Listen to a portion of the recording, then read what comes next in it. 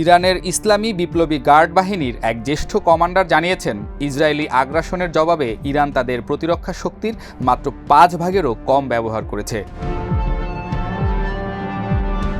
আইআরজিসির সমন্বয় বিষয়ক উপকমান্ডার brigadier general Mohammad Reza Naqdi রোববার দেশটির রাষ্ট্রীয় টেলিভিশনে দেয়া এক সাক্ষাৎকারে এ মন্তব্য করেন। তিনি বলেন, ইসরায়েলের বিরুদ্ধে ইরানের পাল্টা হামলায় দেশের প্রতিরক্ষা শক্তির ৫%-রও কম বাস্তবিক অর্থে সক্রিয় হয়েছে।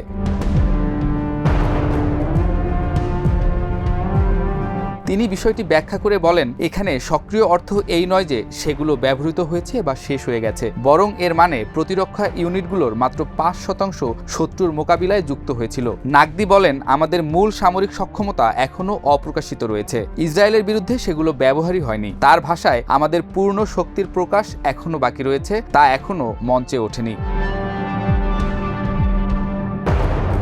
নাকদি আরও জানান, ইসরায়েলি দখলদার বাহিনী ১৩ জুন ইরানে আকস্মিক একতরফা হামলা শুরু করলে জবাবে ইরান ব্যাপক ব্যালিস্টিক ক্ষেপণাস্ত্র হামলা চালায়, যার মধ্যে হাইপারসোনিক ক্ষেপণাস্ত্রও ছিল। এসব হামলা ইসরায়েল অধিকৃত অঞ্চলের গুরুত্বপূর্ণ পারমাণবিক, সামরিক ও শিল্প স্থাপনাকে লক্ষ্য করে চালানো হয়। অনলাইনে ছড়িয়ে পড়া বহু ভিডিও ফুটেজে দেখা যায়, ইরানের পাল্টা হামলায় ইসরায়েলি সামরিক ঘাঁটিগুলো গুরুতর ক্ষতির সম্মুখীন হয়েছে।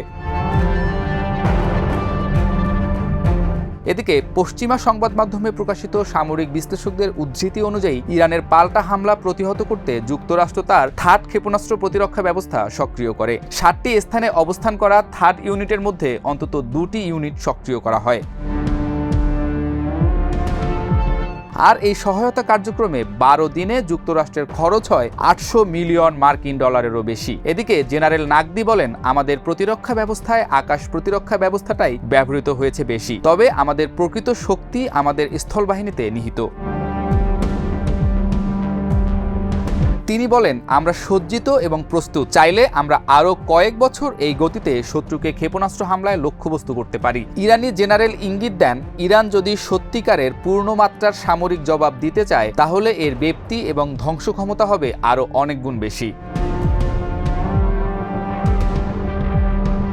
এদিকে ইরানের পররাষ্ট্রমন্ত্রী আব্বাস আরাকচি বলেছেন, ইরানি জনগণ কাউকে তাদের ভাগ্য নির্ধারণ করতে দেবে না, তারা রক্তের শেষ বিন্দু পর্যন্ত এই পথে অবিচল থাকবে। ইসরায়েলি আগ্রাসনে নিহত ৬০ জনের স্মরণে রাজধানী তেহরানে লাখ লাখ শোকাহত জনতা জড়ো হওয়ার একদিন পর রোববার সকালে আরাকচি এ মন্তব্য করেন।